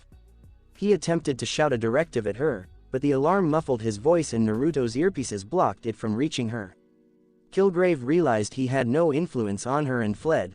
Trish is safe and several blocks away, Jessica. She's fine. Luke and I are prepared in case of interference, Naruto radioed in. Thank you, she said as she followed Kilgrave through the rear door to the terminal, where she noticed many hundred people queued up as he continued to go to the boat. Unbelievable. Prepare the yacht, Kilgrave said, and the boat crew did so. Start murdering each other right now. The people emerged from their dead robot phase and proceeded to assault one another, only to be interrupted by something moving in at breakneck speed and blurring across the scene. Several seconds later, all of the citizens were knocked unconscious and roped up so they couldn't hurt each other. Kilgrave's arrogant expression faded as Jessica continued to walk, and he started to fear. He raced to the boat, only to see it come to a halt, most likely owing to the massive hole blasted out of the side where the engine was. Stop, Jessica, stop, he commanded, but she continued to move. I said stop, stop, stop. Jessica just snatched him up and pulled him into the air. Smile, she said before jabbing him in the neck with the needle and throwing him to the ground. When he saw the syringe in Jessica's hands, Kilgrave moaned in anguish and groped for his neck. What exactly did you do? I cured you. With some help, Jessica said as Naruto and Luke arrived. Luke was carrying the engine of the boat, which he promptly flung aside. Cured me. Kilgrave believed Naruto was joking as he checked his watch and grinned before removing his earpieces. She's right, Naruto remarked, nodding to the others. I cured you, but she did the deed. It's done. His powers have vanished. You sure? Luke said, and Naruto nodded, removing the earpieces. Kilgrave commanded, Luke, grab that man and snap his neck, but Luke merely stood there. I said to grab that man and snap his neck. Luke answered, no, like I said, Kilgrave, we cured you, Jessica said. Your abilities are gone, you can never hurt anyone again. No, I don't believe you. Luke, kill them both, yelled Kilgrave, but Luke did nothing. Kilgrave smirked as he saw the two dock workers exit the ship. You two, please help me up. The two dock workers just appeared perplexed by what was going on. You two might want to get the cops in here because this guy here broke into the place, kidnapped all these people, and held you against your will. Go on, Naruto urged them, and they ran out. Like she said, Kilgrave, it's over. Your powers are gone. No, it can't be, Kilgrave said as Jessica approached, and he backed away in dread. Stay away from me. No one will ever have to do what you say again, Jessica said as she hauled him up to his feet and looked him in the eyes. The serum we injected you with cured you, but there's still a chance it'll kill you, which is what I'm hoping for, but I think my friend was right that death is too easy for you. You're gonna go to jail, you're gonna rot in prison if someone doesn't kill you first. And honestly, I'm betting on that. You're nothing more than the disgusting, weak piece of shit that you've always been. She tossed him to the ground and went away, followed by Luke and Naruto. It's never over, Jessica. What I did to you will never be undone. I'll reclaim my powers and turn your life into a living nightmare. You'll come crawling, begging on your knees for me to stop, but I won't. Nothing can stop me, Kilgrave declared, only for Naruto to turn around and kick him across the face. Given the crack they heard, his jaw was most certainly broken. Just shut up, Naruto said. The police officers from the terminal came out when they observed the bystanders being restrained.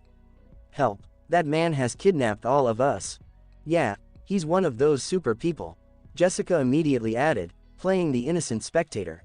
The citizens were swiftly released by the police, and Kilgrave was detained by two men.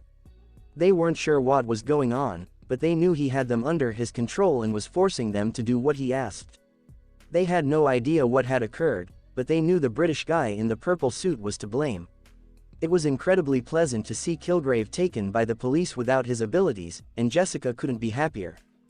XXXXX line break.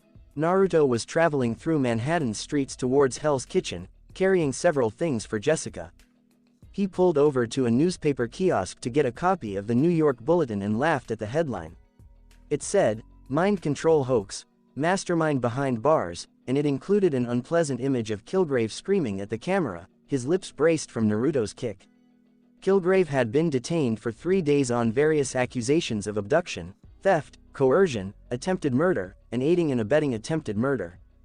Heh, Naruto couldn't stop smiling. Mind control. What an idiot, commented the proprietor of the newspaper stand. He was a middle-aged guy with gray hair, spectacles, and a lovely mustache. Stan was the name on his name tag. The guy stared at Naruto, puzzled. You're not from around here, are you?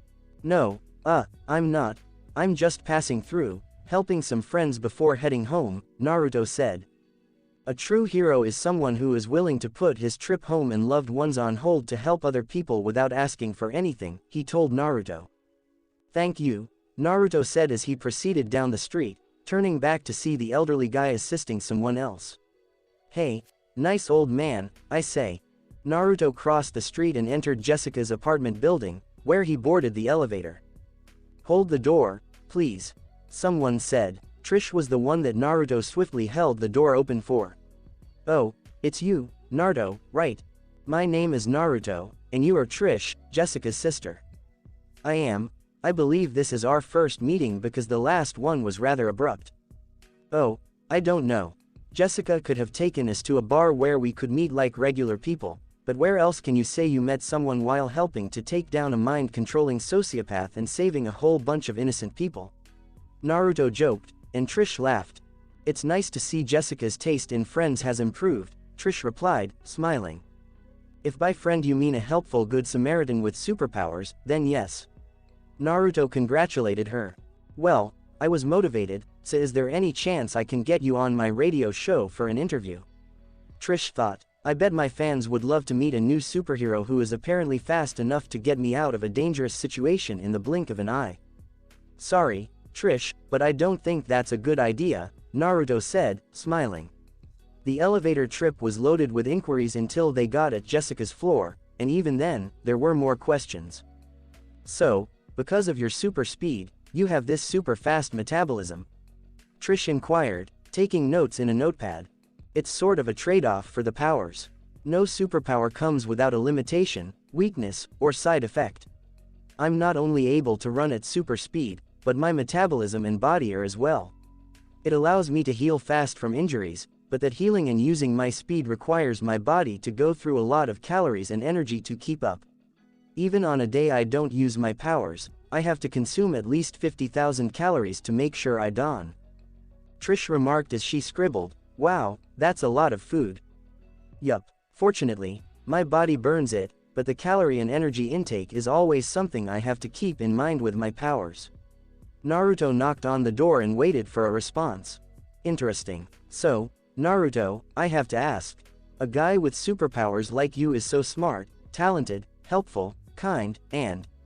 Trish glanced Naruto up and down until she discovered he had caught her stare and hastily refocused. Arguably handsome, do you have any plans for Jessica? No, Trish. I'm in a happily committed relationship, and, besides... Naruto came to a halt as Luke answered the door. If I did, I'd have to deal with Power Man here, and I like living, Luke. Hey, what's up? Luke inquired. Nothing, Trish and Naruto said as Jessica entered the kitchen. What's going on? Jessica inquired. Just thought I'd stop after 3 days of no radio contact. Sorry for that, but I've been a little busy on handling the Kilgrave situation. Just crossing some T's and dotting some I's. We don't have to worry about him anymore, that's for sure, even if he gets out of prison. Naruto vowed. How can you be so sure? What if he regains his powers? Luke said. Which is what I've been working on for the past 3 days, along with some other stuff, Naruto said, and everyone's attention was drawn to him. I snuck into the jail where Kilgrave was being held and took some blood samples to run some more tests and see how my serum was doing. It was working, but I wanted to account for long-term potentiation and the possibility of the virus resurfacing or even mutating, so I went to a few private laboratories, and even some government ones, and experimented with some stem cell genetic therapy with brain development and control in. Naruto came to a halt as he realized he had just confused everyone with his scientific gibberish. Jessica said, how about you skip to the end? Right. Short version, sorry. Anyway, I managed to make another serum to sew up any potential cracks or leaks in my original serum. This time I was able to get more accurate data on Kilgrave and his body, so the serum is better tuned. His powers are gone for good and there's no way they're coming back. Naruto promised. After a brief moment of reflection, everyone couldn't help but grin. After all Kilgrave had done to them, he was now powerless and doomed. He'd either spend years in prison, kill himself, or live the rest of his life knowing that everything that made him strong and remarkable was gone. A scumbag like him did not deserve to die quickly and easily.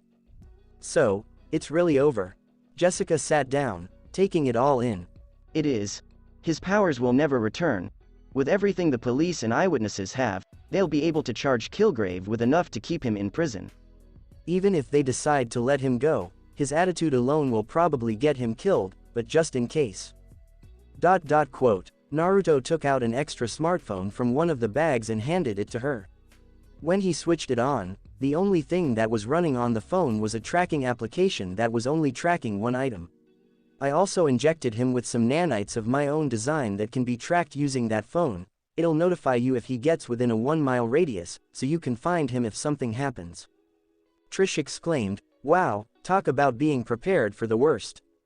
This is me crossing my T's and dotting my I's. Kilgrave is done, which means I've done another good thing. We all get to be the hero even though no one knows about it. But hooray team, Naruto said before placing the remaining bags on the table. And I brought gifts. And how much of that did you steal? Luke was curious. Only the stuff that was originally stolen or belonged to really bad people who got them through really bad means, Naruto said before pulling a little bag from his pocket. Speaking of which, I figured that all of this personal work probably didn't pay anything, and 2 diamonds probably won't do much good, so here's more. Naruto tossed a little bag on the ground, and judging from the jingle and clatter, it was clear what it was. If that wasn't enough, the bag burst open, revealing several gold Krugerrands and sundry stones. Whoa, Trish said as she stepped over and picked out a quarter-sized diamond. Where did you get this? From a horrible black market arms dealer named Ulysses Clow. I sort of interrupted his operation when I first got here and took some stuff he didn't need, including vibranium. I couldn't carry so much stuff the first time, so I went back a few days ago, but when I did he realized someone stole something from him and he moved the vibranium. I still haven't found the rest, but I did get his money, so that's a plus. Use it, donate it to charity, whatever you want, but it's yours. I also used some of his money to make various charitable donations to New Yorkers and people in need. A regular superhero, aren't you? Jessica said, as Naruto shrugged. I do my best, and I have some other stuff here, Naruto said, pulling out a dark yellow-gray t-shirt and handing it to Luke. There you go, I had that made special. It's made of a special Kelver composite material with nice linen and breathes like the best shirt you can wear. Bulletproof shirt for the bulletproof man, since I figured you'd get annoyed buying new shirts and stuff that gets scuffed up. Luke glanced it over and thought it was good. Double XL. Had to guess your size and it's dryer safe, so enjoy, Naruto said as he took out some other items, including a special tea box, some gift coupons, a flash drive, and a tiny traveler's size bottle of whiskey with the company label removed and replaced with Naruto's smiling face. Really? Jessica said, staring at the bottle, as Trish and Luke laughed. What? I made it, so why not advertise this handsome face? Naruto cautioned. I'd be careful with that, Jessica. I know you could probably drink anyone under the table except me, but that is special alcohol. Trish pondered, what's so special about it? With my metabolism, normal alcohol doesn't affect me. Even the most homemade and strongest moonshine in the world is basically like water. That's homemade speedster-based alcohol, so it's essentially like 1000 proof. It's more than 100 times more concentrated than anything you've probably had, so be careful. Too big a gulp and that will definitely get you drunk with a hangover that you wish would kill you. Naruto warned. Yeah, so let's put that somewhere safe, Trish said, taking the bottle from her grasp. And what about everything else? I have some special tea that you can drink when you're feeling particularly pissed off and will calm you down right away, as well as some gift receipts to the city's best spas and such paid in full should you want a day to treat yourself, Naruto suggested. You see spa treatments and seaweed wraps when you see me, Jessica said. Hey, if you don't want it, I'll take it, Trish said as she took the receipts and grinned. They were to some of the city's premier spas, which would typically cost a lot. Well, I think you'll like this, Naruto said, holding out a flash drive. It has a special hacking program on it that will help you with your PI work, just upload it to your phone and you can use it to bypass almost any alarm or digital lock there is. Plus, I did some internet hacking and removed any mention, newspaper clipping, or blog post about Jessica Jones and her powers, so people should be able to leave you alone. That I'll take with a smile, Jessica said as she reached over and accepted the flash drive. I would have also offered you a relaxing message and dinner, but I figured you're not the type for that, and you'd probably throw me out the window if I tried to touch you, so I'll leave it at that plus the gold, Naruto said.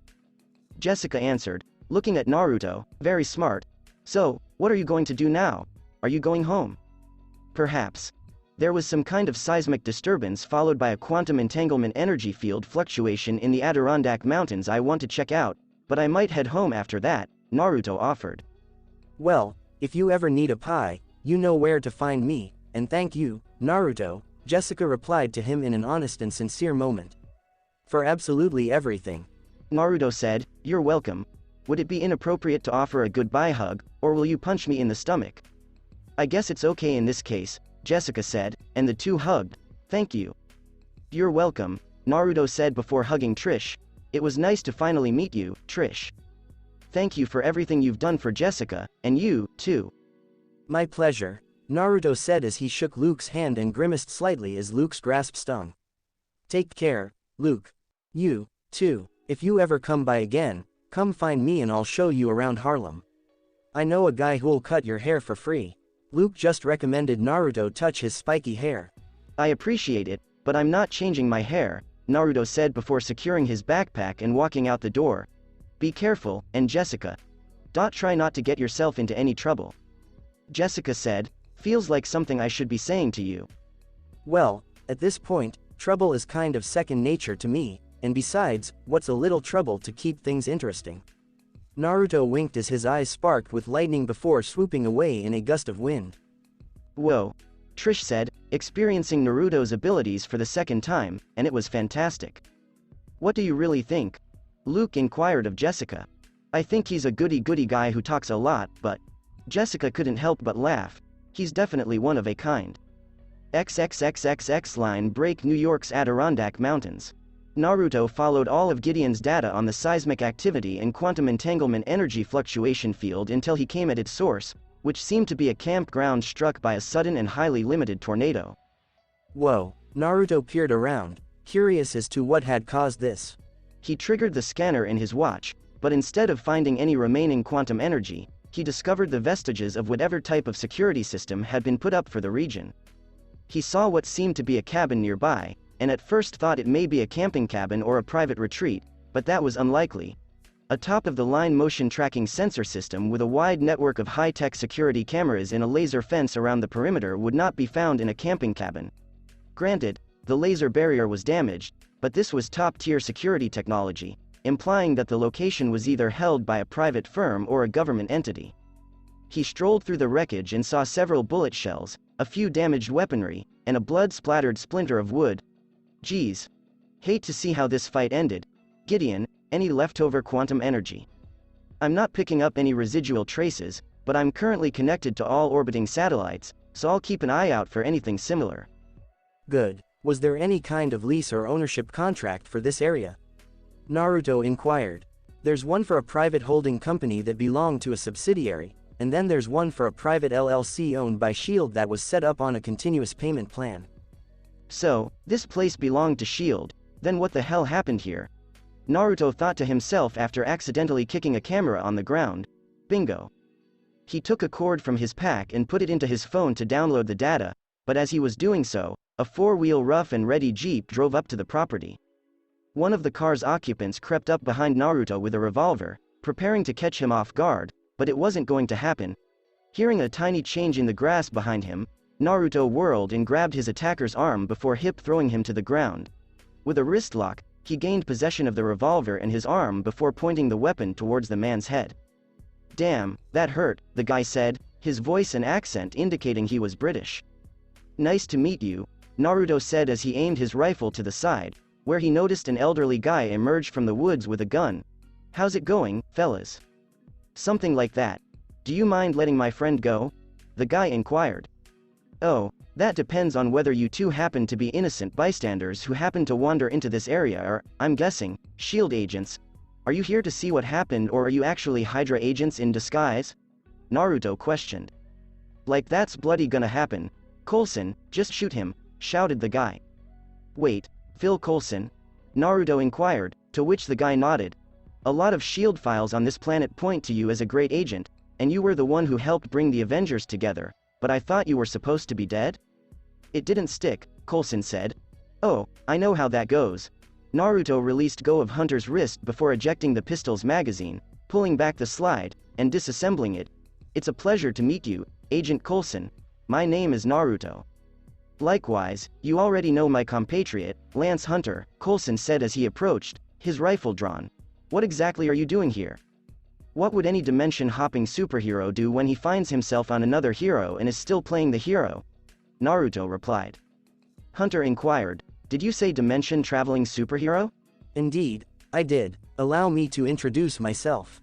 Naruto Uzumaki Namikaze, alias Impulse. Super genius, crime fighter extraordinaire, super speedster, and for the last several months traveler of the multiverse. Really, you're a superhero? Hunter questioned sarcastically, so Naruto just shot past them in a whoosh of air and disappeared before reappearing miles away with a box of donuts. Plus, super genius and multiverse traveler, Naruto said. Coulson said, I'm convinced. Naruto offered him a donut, but he declined since he was inspecting the place. Was anyone there when you arrived? No, I arrived about 5 minutes ago and the place was empty. I'm guessing this isn't a regular cabin retreat, because if it is, the amount of security here is kind of overkill, Naruto pointed out. I'm still trying to figure out what the hell happened here, though. It's Sky, Coulson said, gazing around the murder scene. Sky did this? Did they do it to her or did she do it to them? Hunter questioned as Naruto kicked one of the security cameras on the ground. Naruto remarked, one way to figure out. Coulson, Hunter, and Naruto proceeded to the cabin to investigate what had transpired using the security camera system. They obtained surveillance video of a late-night assault on this Sky individual who was meant to be staying here. A guy shot her with a gunshot before she issued some type of concussive wave that deflected the bullet, blasted back her assailants, and devastated the surrounding landscape, according to the clip. Wow. That's a first, Naruto grumbled. My god, Sky's doing that. Hunter couldn't believe it. I'm glad she's on our side. Is she still on our side? This isn't good, said Coulson. Well, at least they didn't take her, so she's out there, so we'll find her and, that's new, Hunter stated as the tape showed an unknown guy in a trench coat arrive through an energy field before snatching Sky and disappearing in the same energy field he seemed to make. Did she just get abducted by aliens? What was the hell was that? We don't know what he is. He kidnapped Sky's father and Reina, Coulson said. Seriously, Hunter said, I was only gone a week. We have no idea where he comes from, where he goes, or who he works for. He leaves no trails or clues, Coulson said. I had lost her. I might be able to answer a few questions and fill in some blanks about what might have happened to give you some information. Naruto proposed. And why would you help us? Hunter questioned. For all we know, you could be secretly working with Hydra or whoever this guy is. PFFFT, like I'd ever work for a Nazi death cult. My family may have fought for the Axis powers during World War II, but that's only because we're from Japan, so don't hold that against me. And I'm helping you because it's what I do. I help people both in and out of costume and... Naruto turned to face Coulson. If Sky is really important to you, I'm happy to assist you in finding her. Coulson stared at Naruto, and the two exchanged an intense gaze. What can you tell us? Coulson inquired. Well, if that guy took Sky, we might be able to track him. That's how I ended up here. I was tracking a quantum entanglement energy signature, Naruto said as he searched for a pen and paper to jot down notes when he saw a gigantic image on the wall. He removed it to use the back, but discovered it was hiding a monitor. Perfect. Gideon, could you please connect to the cabin system for visual aids? Naruto tapped a few buttons on his watch, and Gideon was quickly linked to the whole cabin system. I'm fully connected. Hello, Agent Coulson, Lance Hunter. Lance inquired. What the hell is that? Oh, that's Gideon. She's my personal AI. Gideon, please introduce yourself, Naruto said.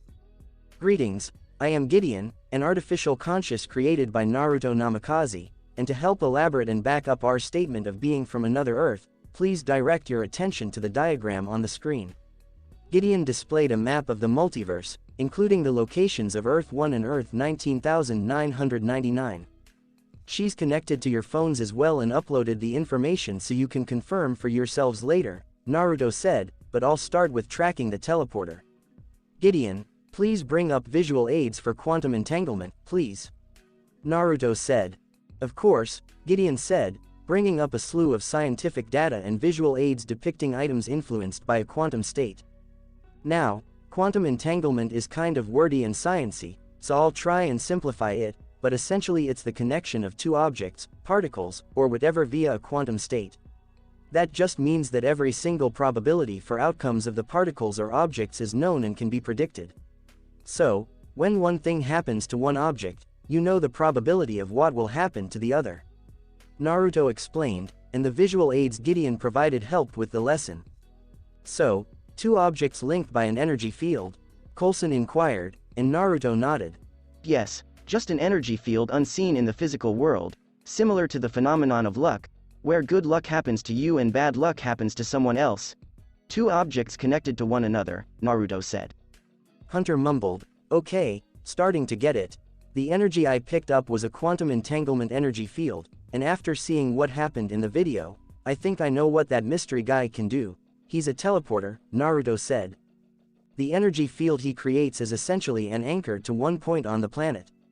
Well, less an anchor and more like a concentrated burst of photons that mark an area, but anyway. He then can move to another point via a quantum field and lay another anchor if we're continuing with the metaphor.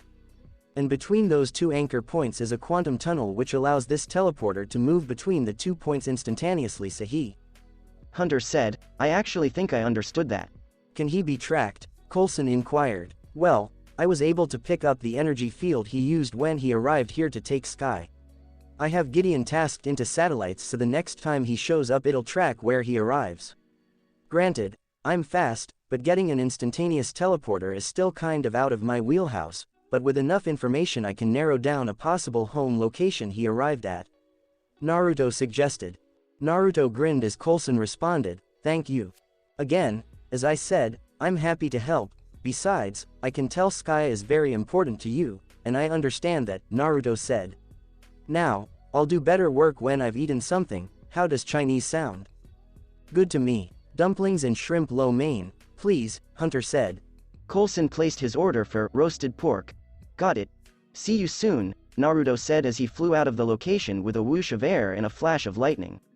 Okay, that's really cool, Hunter said, looking at Coulson. You've shown a lot of faith in a guy we just met. Are you sure he's one of the good guys? I'd like to say I have a knack for reading people and predicting whether they're good or bad, but after Bobby and Mac, I think it's lost some of its effectiveness, Coulson said. True, but you did say you suspected Bobby and Mac of something, so you were partially correct, Hunter pointed out.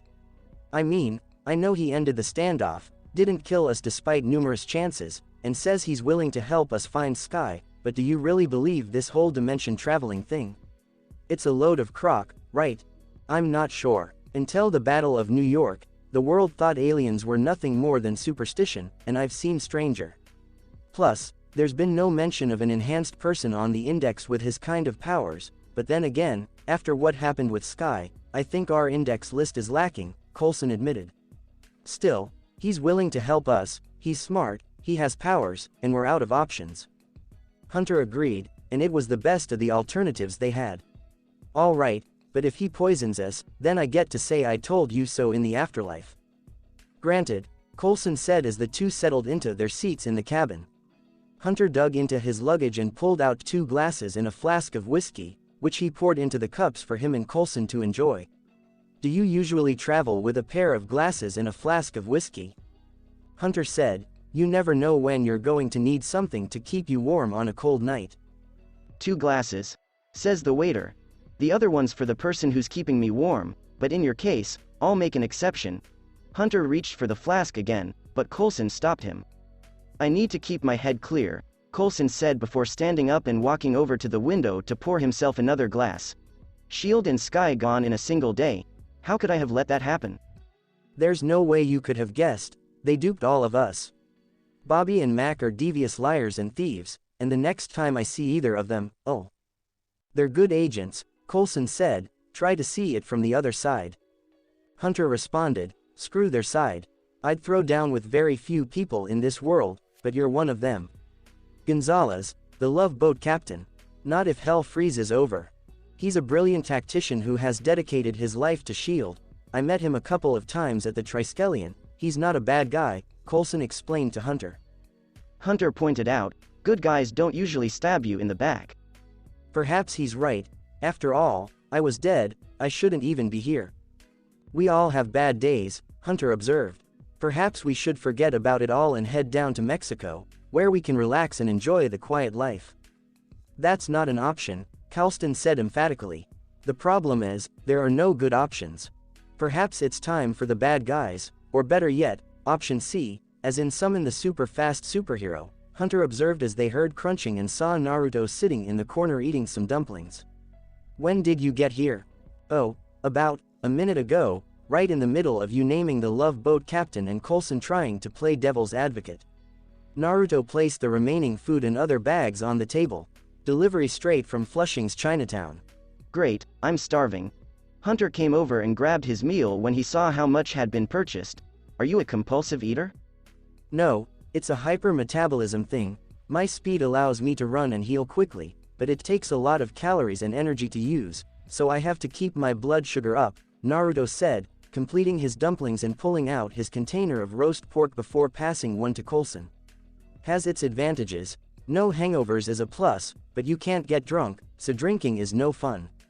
Shame, Hunter said as Coulson examined his meal. If the opinion of a misguided multiverse traveler is any indication. Just because the other guys aren't bad guys doesn't mean they're the best good guys, Naruto said to Coulson. From what I understand, this Love Boat Gonzalez guy planted these Bobby and Mac as double agents into your group. They were friends, which meant the betrayal hurt even more. Their job was to find out what secrets you were keeping from them when all along he was keeping himself a secret from you instead of just talking to you, and to point out you don't know what his ultimate goal is, what he wants, or how all this fits. And what's your solution? Coulson inquired. Well, this is just me again, so let's keep that in mind, Naruto replied, and Coulson and Hunter agreed. In this situation, I'd like to borrow a phrase from the youngest president of the United States, Theodore Roosevelt. Speak softly and carry a big stick.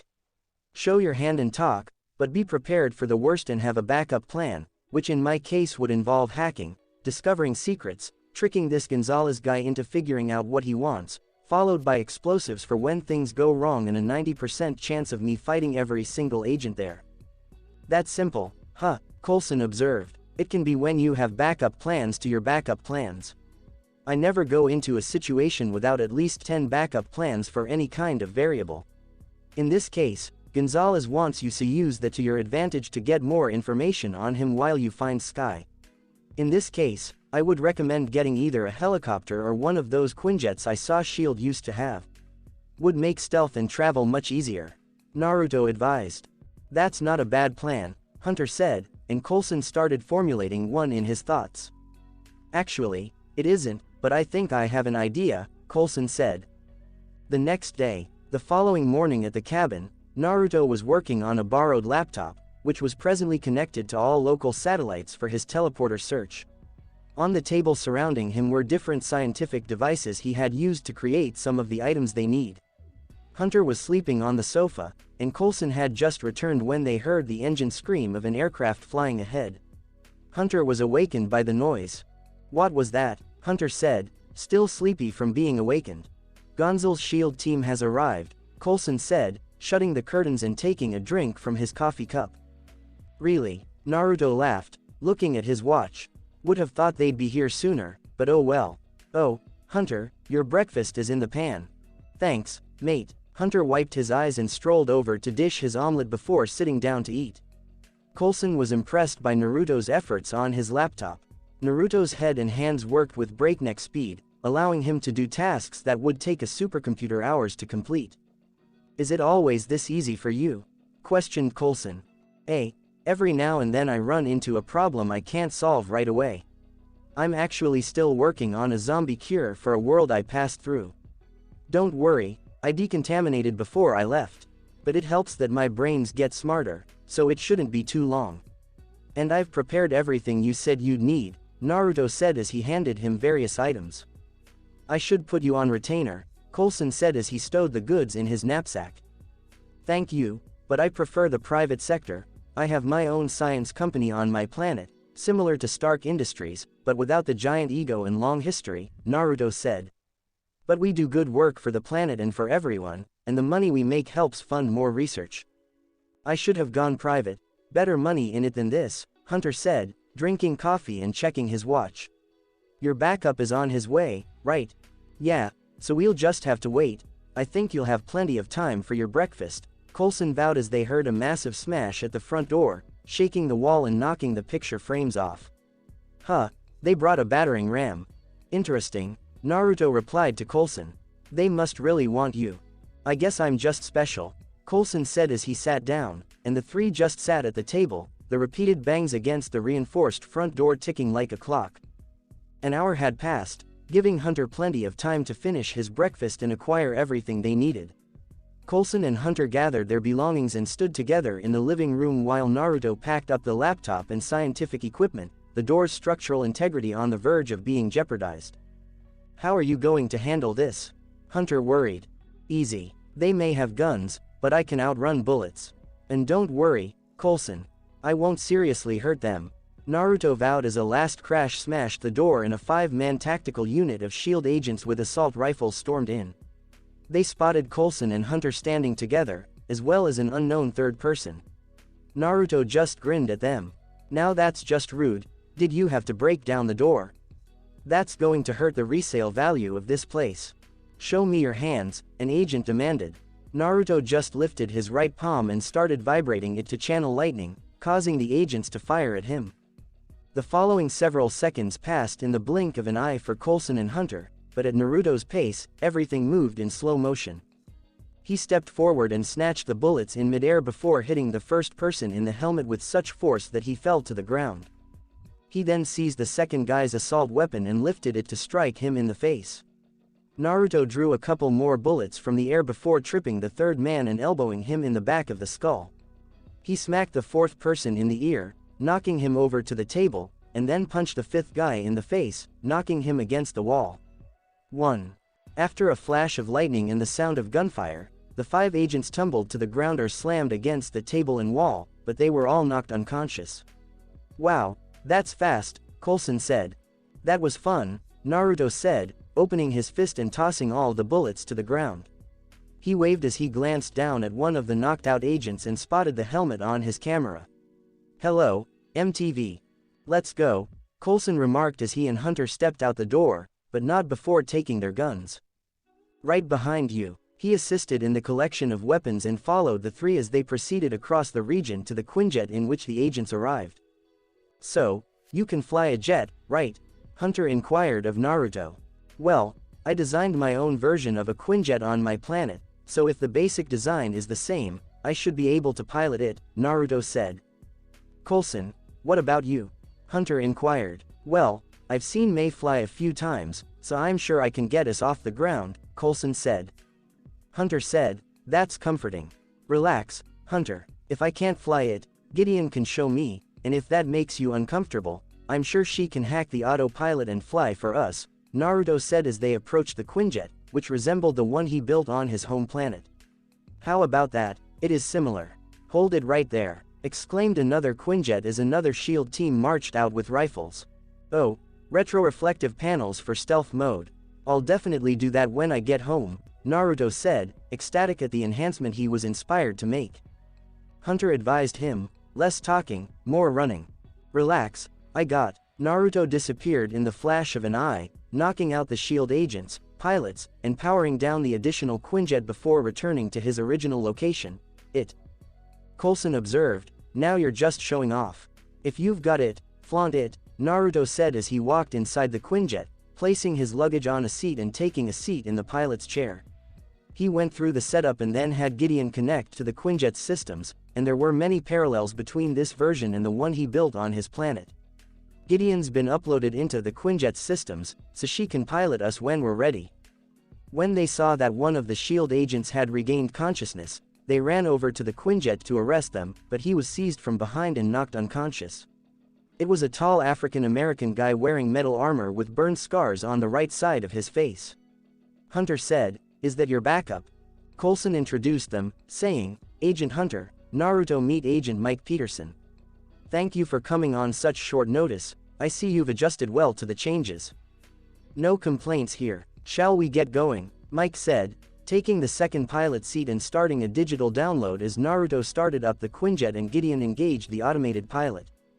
Hunter said, "Coulson, you could have mentioned that your backup was a lethal cyborg." "To be honest, I just wanted to see your face when he showed up." "Priceless," Coulson said. "I'm glad I amused you," Hunter said. Mike replied as Gideon lifted them up, "You know I can hear you." "Okay, Gideon's on autopilot, and we'll be cruising at 45,000 feet, what's this info you said you'd have for me?" Naruto inquired of Coulson. "Agent Peterson has been doing some overseas work for me, and he's been following a Hydra head scientist named Lists, and he intercepted a coded transmission from Lists mentioning his interest in powered people," Coulson said. Mike said, "He's hunting them down and experimenting on them." "I despise this guy," Naruto said. "Whoever our teleporter is, he's connected to Sky's father and whatever group of powered people he's involved with. Your search hasn't managed to isolate a main location, but maybe Hydra's intel can do that for you. There's only one man who's connected to both sides of this equation. If we're gonna find Sky, we need to find him first." Coulson planned.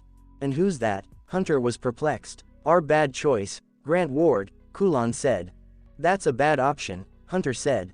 After a few hours, the Quinjet made a stop in Mexico to facilitate Coulson's mission to reach Ward and his Hydra link. They were now viewing their targets via surveillance in a hotel room while watching soccer on TV. When Hunter heard a beep on Coulson's table, he was watching Naruto work on something for them. Fitz was the one who was able to connect through video uplink. Hunter inquired of Fitz, "How did you ring Coulson's tablet? Where? Are you watching Mexican football? Where are you?" When Coulson approached, Hunter said, "Undisclosed secure location." Fitz, "How did you open Fury's toolbox?" "Don't be concerned. It's safe, I stole it first."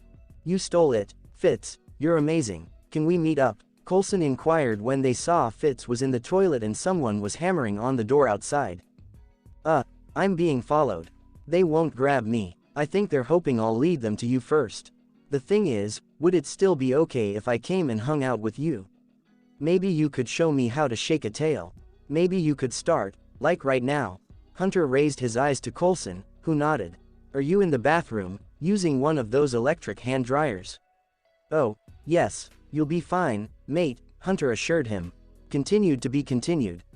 That's it for this podcast, guys. Thanks for listening to the video. I hope you did enjoy the bit of the story, and if you did, like, share, and subscribe for more. And thank you all for your support, and have a great day.